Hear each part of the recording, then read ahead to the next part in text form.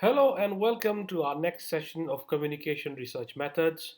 I am Parvez Khan, Assistant Professor in the Department of Journalism and Mass Communication, Cohort University of Science and Technology. The course code is JMC 481. It's our lecture number 23, which is How to Read Analytically. So today we'll be discussing the major elements related to reading analytically, what's relevant, how to read relevant, and finding out important stuff when it comes to reading in research. So before we start our session, we'll be talking about objectives of this session. Students will be able to keep in mind some important considerations when reading analytically. To enhance students' capacity to conduct research, and moreover to help students build their confidence in reading appropriate material for the problem under study or the research under study or the problem they're following. So this is what the today's objectives are for the session. So before I start my today's lecture, it's important to understand that how much it's important to have relevant stuff when conducting research, how important it is to read analytically for conducting this research, and reading appropriate material always gives strength to your research. So if you can read analytically, if you can have certain guidelines, certain tips that can help you become better researchers, I would suggest that it will help you a lot. It will give strength to your arguments, and it will also validate your research if it's sent to journals or whether you're conducting a research for MPhil or PhD. All these things will help you elevate your level as a researcher. So, the first point that you need to keep in mind in becoming a good researcher is to find thesis statement. So, whenever you are reading, students must look for a thesis statement. Every research has a thesis statement. It's a major statement that's there which defines what this thesis is about, what they are following, what they're seeing, and it has a definitive statement which can be explained, which explains phenomena, which explains what's going on, which explains what this research is about. So finding thesis statement is very important. So when you're reading a journal article, you must look for, or when you're reading a journal article or research or MPhil thesis or PhD thesis or whatever that is that you're reading, it's very important to look at the thesis statement. In social sciences, thesis statement is very important. It gives you an idea what this research is about, and it is basically a definitive statement, a position which the author has taken. So it explains as well. So that's what you need to look into. And every research article basically has some thesis to prove or some propositions to defend. So, as a researcher, you need to look into these elements, that whether what is the author saying through his thesis, what is he trying to prove, or what is the proposition that he or she is defending. So, finding thesis statement is basically, you can even look at the abstract, you can look at the beginning, you can understand what it's all about, and it will help you in identifying what it's all about, and it will give you a lot of strength in building your own perspective about it. So the more you read, basically your research is not about your opinion. You have to see a number of authors in that discipline, and then you have to write your own arguments. So it's for bachelor level students. I would say that the more you read, you'll have an idea that what other scholars have written, and it will give you strength to build your own arguments. Your own arguments can never be written without reading about that particular discipline. So when you read a research article or a research thesis, so if you find thesis statement, it will give you an idea how you can write yours. It will give strength to your arguments. And then look for the evidence provided to support the thesis. That's very important. So once you've identified a thesis statement, look for the evidence that's being provided to support this thesis.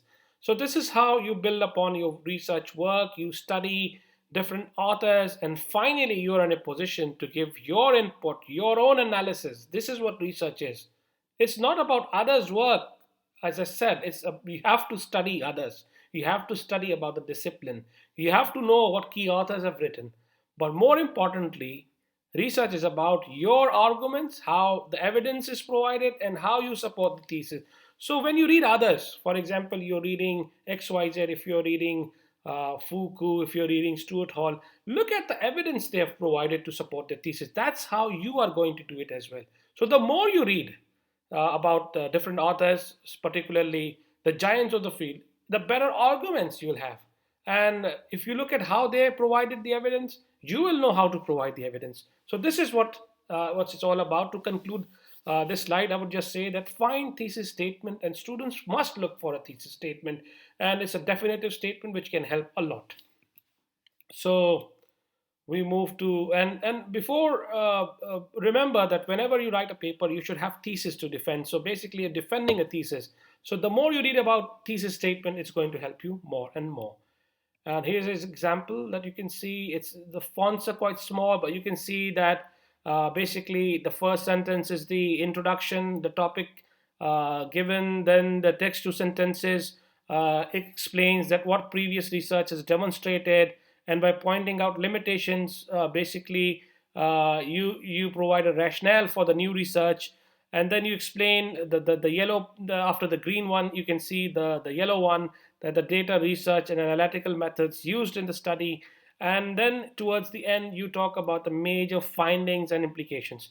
Now the fonts are small. I tried my best to enhance it but couldn't. But you can see that every thesis or every abstract, you can see it will give an introduction. It will have two sentences explaining about the limitations and the research gap and the rationale for the study. And then you can also talk about the data research analytical methods used in the third step, which is the yellow one, and then obviously the findings. So this is what abstract, this is how it looks. So the more you read, the better idea you'll have to write your own ones. The more authors you read, how they supported their own evidence, the better you will be at your own research. So this is just to show you an example of how abstracts are in social sciences and humanities, and this is how it should be. Then, importantly, when you're reading, you must read and look for conclusions, because after authors state their objectives, they generally state their conclusions, and they explain how they reach to conclusions. Mostly it happens when they talk about it, they explain it in the body of the articles. So when you read more about the article that's there, when you're reading through it, when you're going through the body, uh, the authors usually explain how they reach to the conclusion, and this will help you in your own building how you will reach to your conclusion, because importantly conclusions give you idea. So before we started, we talked about how you should start. I mean, you should look for a thesis statement, but then you should look for conclusions, how the authors reached there, what evidence they used, and it will give you an idea about the entire research. Because the more you read conclusions, it will give you about the idea of the entire research, how they reached there, what they did. And conclusions basically summary whatever happened, but it gives you a definitive idea. Because if you don't have much time, if you're going through quickly, read conclusions, how they reach there, what's in the entire thesis, what does the author want to say. Conclusions are very interesting. It gives a lot of strength, and it gives a lot of weightage to the research. Researchers who are studying from different authors, who are trying to quote different authors, who are trying to do literature. So conclusion is very, very important for you as a young researcher. So whenever you find a research paper, always go through conclusions. When you find a research thesis, go through conclusions. It will give and build your vocabulary in a sense that you'll know what kinds of words are used in your discipline, what is a formal research language. There's no conversational language. So conclusions are very, very concrete ideas towards the end, which is written by the author in a very condensed way. So it will help you a lot in that regard. And then we move from conclusions to methodology. Now, we've talked about methodology, but obviously, when you are pursuing a research, scholars basically evaluate articles based on methodology employed. So, if you're writing a research paper, most of the scholars will look at your methodology, how you did it. For example, if you're sending a paper to a journal, they will look at the methodology you've employed. So, how do you learn about writing good methodology? So, it's simple. It's very simple.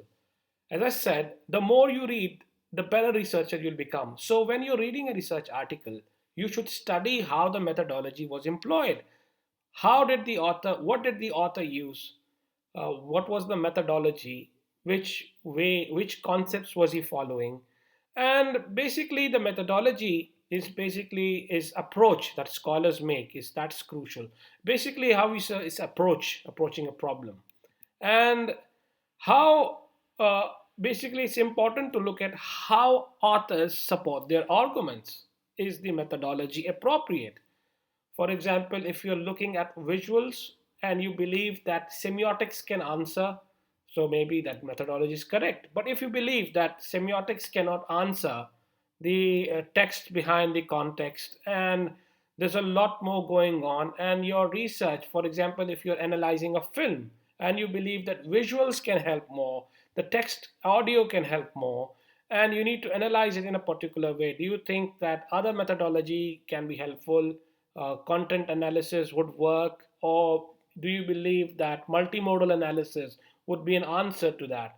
So you'll have to see at how Myers, for example, they've worked a lot in the multimodal discourse analysis, how they've applied it, or for example, any other way that maybe you can talk about Lucklow and Moff, how they employed their discourse analysis. So it depends a lot on that. And then, but importantly, to summarize all these 3 points, whenever you want to become a good researcher, particularly at bachelor's level, this is where you just started doing research, it's just preliminary early days. So I would recommend that whenever you start reading articles, journals, or research papers, or the what you call thesis, just look at the methodology they have adopted. What have they used? What were the concepts? How was it textual analysis? Was it semiotics? Was it multimodal discourse analysis? These are some of the major ones that we're using these days in our field. So you can look into the methodology. Which method, which approach did they adopt in approaching their problem? How and which methodology was used to analyze films, dramas, newspapers, media content. So that's very, very important to look into. And then we move from this because methodology is very important. The more you read about different authors' methodology, your own methodology will get clear. So the important point again, as I repeat, the more you read about others' methodology, your own methodology would get some clarity. And then we move forward. We talk about the important theories and concepts because we must remember that scholarly articles consist of theories and concepts. And whenever you're reading a research article, there will always be theories and concepts. So why theories are used? Because different scholars have given the giants of the field or experts of the field have given theories, and these theories can have they are basically tested principles, and they stand very strong. So if you look at the study, which theory has been used, is it relevant, does it work here? Some of the theories they get obsolete with time. So is it relevant? Are the concepts workable for this study? That's very important because the important discussion here is that what you are using. For example, you found out that there is racism in films. Now, which theory will explain that better? Do you think that cultivation theory will explain that? Do you think that there can be any magic bullet? But remember, there are certain theories that have been obsolete. Do you think magic bullet is still workable? Has the time gone? These are obsolete or whatever. So it's important. And remember, the theories give strength to your arguments and they validate your research. So the more appropriate theory you use, the more important concepts you have, the more important toolbox you use for research, that's how you validate your research. Remember, in social sciences, we do not have any other way. We are not natural sciences where we'll be using experimental laboratory explanations. We rely on theory and concepts and toolbox. So the more it can validate your arguments, the better, in a better way. That's how you will just give strength to your research again. So again, Summarizing again about this, that whenever you are studying uh, a research article, going through an article, look for important theories and concepts. It gives clarity. If others, how they've used it, you will also have an idea on how to approach your own thesis and your own problem. So this is what my key point is. Now, example is that, for example, there's a theory called psychoanalytic theory, and there is a concept called obsessive compulsive disorder. Now, if you look at the behavior, what is obsessive compulsive disorder? It's basically someone is washing hands 300 times a day, particularly in these days when someone is too much conscious about the germs and all these things. So, if someone is washing hands 300 times a day, what concept can you use? That is obsessive compulsive disorder. And which theory do you think can be relevant, which can be psychoanalytic theory? So, this is how. This is the example of using appropriate theory which will give strength to your arguments. So basically this was my discussion point, that if you are pursuing a research, importantly look at the theory, importantly look at the relevant concept, and more importantly, you must also look at the behavior, how people are behaving, the subjects and the study, what's going on the ground. It can also be an observation of participants on a television screen. It can be someone's actions, but you need to know about it and you have to find relevant concept and theory about it. So I hope it's pretty clear. So the point is that the more appropriate theory you use and the more appropriate concept you have, that's how you will be able to validate your research in a better way. And then we come towards using data. Data is very important. You may have a data, you may have a lots of information, you may have a lot of text, you may have a lot of stuff that needs to be incorporated in research, but how is it used? How is data used? That's very important. It means that how you incorporate it and how is data interpreted. People can interpret data in a different way. I mean, for example, is it political? Is it apolitical? Is there any reason why certain text was used? Or any other reason can be.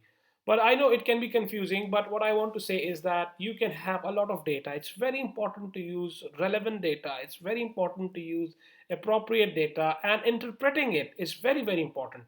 Sometimes you misinterpret data, and that can completely have an impact on your research that you're pursuing. Now, example can be of the U.S. elections when the Republican Mitt Romney believed that he would win elections, but he relied on false data, and he lost the election. And on the other hand, the this was predicted by a journalist called Nate Silva in the article 538, and there he predicted that he would lose. So this prediction was all possible because he used that the journalist used the data appropriately. So when you use data appropriately, you can predict, you can validate. But if you use it wrongly, it can be a disaster. So it's very important to see how authors have used their data. You can even find the flaws. You may even consider the methodology they've used. Now, for example, there were very big studies in communication that were pursuing behavior of users and gratification. I think something like that. So users and gratification, I think it was. The problem was with methodology because the questions they designed were quantitative and the analysis they did were qualitative in nature, something that can be problematic in big research as well. And it can happen more commonly in small research at basic level like bachelor's thesis, master's, MPhil, or even PhD. You have to look into it, how your data is interpreted. So I hope it's clear that my major point here is that using data is very important. How you use it, how you interpret it, use it carefully. And read how other authors have used data. Have they used it correctly? And then we have look for authors' arguments. That's very important, and that's what I love the most. Personally, for me, the most interesting discussion is not when authors is quoting someone else, when he's writing about someone else, when he's writing about phenomena of someone else. For me, uh, the research in social sciences is always about author's arguments. What his opinion is about the said matter, what his opinion is about the subject matter, or what he thinks about approaching a problem, how he thinks, what racism is, what ethnic brutality or ethnic identity is, whatever is in his mind. That's very important to me. And you have to look, what you have to do as a reader is that, is he generalizing by saying everything, or is he backing his arguments with correct data? That's very important. That if you look at Arthur's data, look at his arguments. Do you think that the data that he's provided is is it how his arguments, is he backing it appropriately? Is the data there correctly? That's very, very important towards the end. The more you read it, you have a better idea. So always look for author's arguments, because that's where you draw your literature review from. The author's statements are very important. I always believe in primary citation, that if you look at author's arguments, they are much better to quote rather than going for secondary citation. And then, importantly, is he having any preconceived notions? If he is what his approach is he like a radical?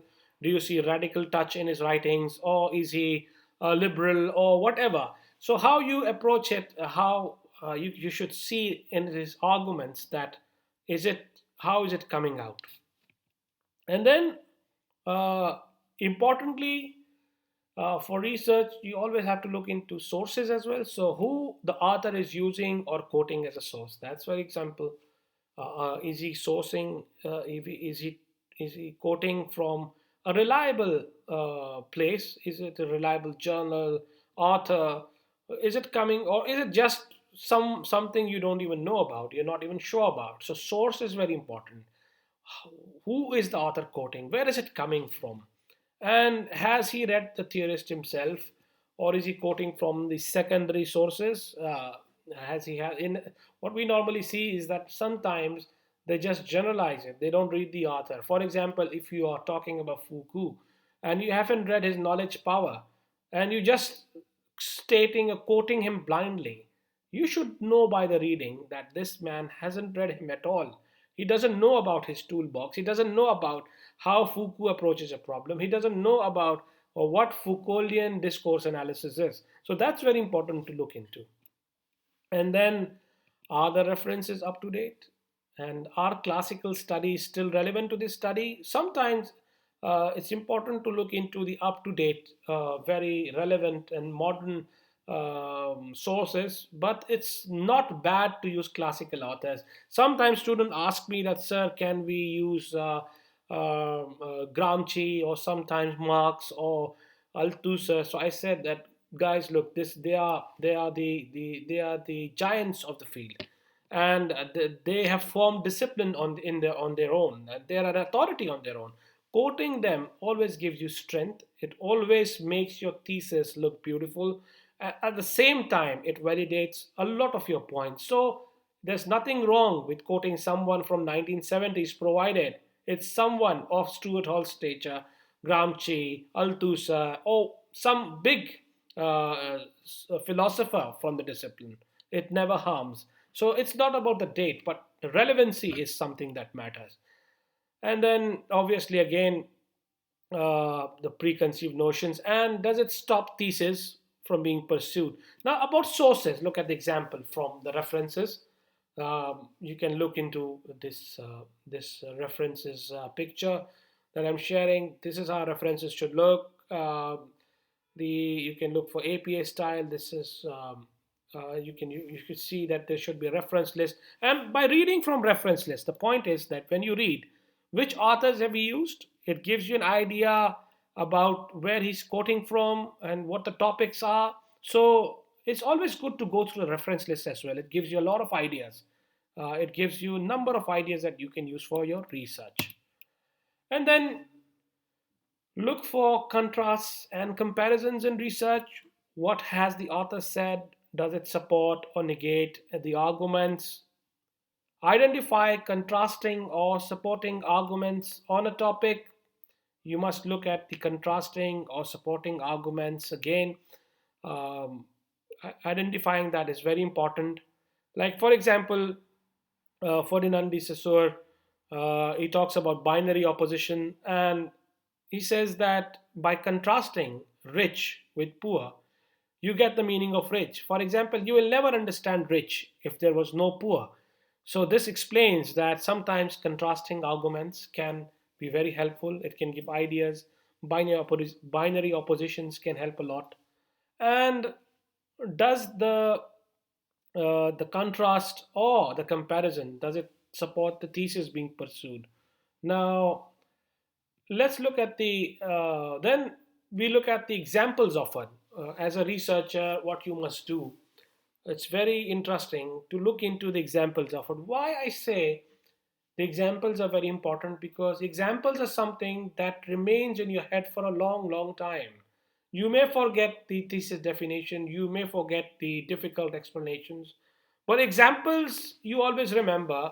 And what example does is that you can relate to it. For example, you see that how polio campaigns were covered in India or Nepal, you can have an idea and relate it to Pakistan's circumstances. So if you read a study about India or Nepal, an example is given about it, you can relate to it and you can think about it in Pakistani terms, how the disease is covered, what kind of media campaigns are working on it. So that's very important. So are they relevant? Are the examples given in the study, are they relevant? Importantly, you have to look at, is it applicable? Can you apply it? And then do you think that they support the author's argument? These are the three things that first you must look into it, because you must look into the examples given by the authors. Are they relevant? Is it applicable? Do they support author's arguments? And then, for example, if you are talking about racism and then you're discussing obsessive compulsive behavior as a concept, does it really work? Is it going to work? Obviously no, because racism has nothing to do with obsessive compulsive behavior. So you need to look into a much better format. You have to look into a theory or concept that supports racism, or talk about racism or explain racism. Now, obsessive compulsive behavior has nothing to do with it. So that's a key point. Then look for the threads that basically many topics that come repeatedly. Look for the topics that are being repeated. What role do these threads play in the articles? Why are these things being repeated? Like, does it help in reminding readers what has been established? Sometimes things keep repeating so that audience or the readers can know that what has been established, or do they have some other function? So this is what you have to look into. Like, why are topics coming repeatedly? What is the role? Why is the author trying to remind readers of a certain concept again and again? So that's what you look for. Threads, the repetition. Thread is basically repetition. You have to look for the thread. Then look for insights. I mean, what insights are you getting by reading? For example, when you read an article, always keep a notebook or something, that the ideas that you're getting, what are the insights on it? What key information is the author giving? Can you use these insights for analysis? This is a key point. And then obviously look at these 3 points: the getting, the insights, information, and how can you use these insights for that will help you. So always look for insights. And then we move towards consider the writing style. In academic settings, proper writing should be done. Look at the style, avoid conversational and informal styles, avoid jargons, basically difficult words, something that audience or readers they don't get it. Avoid such jargons. And these were the key points. So before I end my session, quickly let me go that whenever you're reading a research article, a research thesis, always go and find a thesis statement. Then look for conclusions, look at the methodology employed, look at the theories and concept that will help you, that how he's defended his arguments based on theories and concept.